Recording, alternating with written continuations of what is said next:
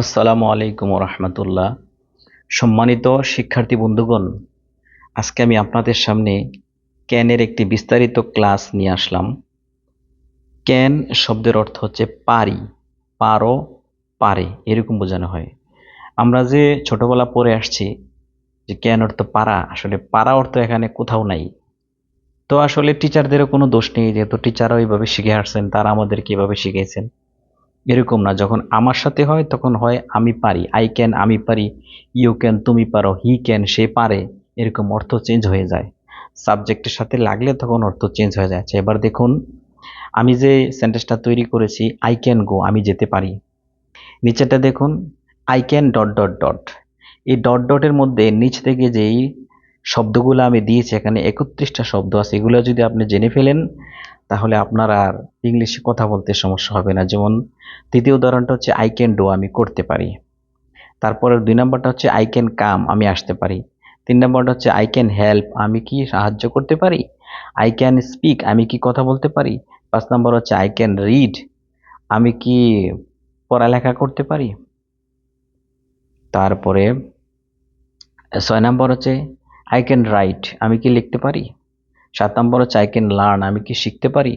9 নম্বর হচ্ছে I can teach, আমি কি শিখাতে পারি।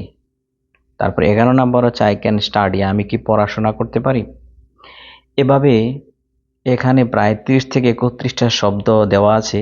এগুলো তো আপনাদেরকে জানতে হবে, কথা বলতে হলে তো এই শব্দগুলো জানাই প্রয়োজন, না হলে আমরা কথা বলবো কিভাবে, সেন্টেন্স কিভাবে বানাবো। আপনি যদি সেন্টেন্স মুখস্থ করেন শুনে শুনে, তাহলে আপনার ইংরেজি ইমপ্রুভ হবে না। আপনাকে সেন্টেন্স বা বাক্য বানাতে হবে।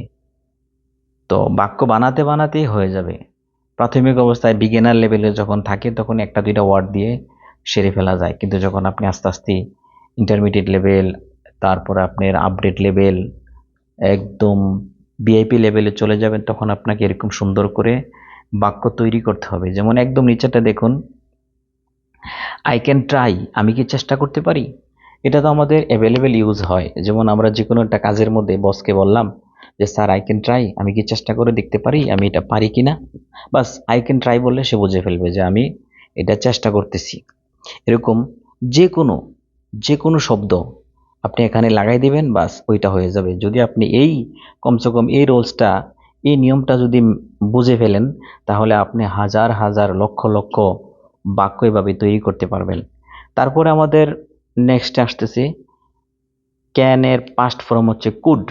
ওই কুড নিয়ে আমি আবার বিস্তারিত একটি ক্লাস আপনাদের সামনে নিয়ে আসব। আপনারা আমাদের সঙ্গে থাকুন, তাহলে ইনশাল্লাহ আপনাদের ইংলিশ অনেক অনেক ইমপ্রুভ হবে।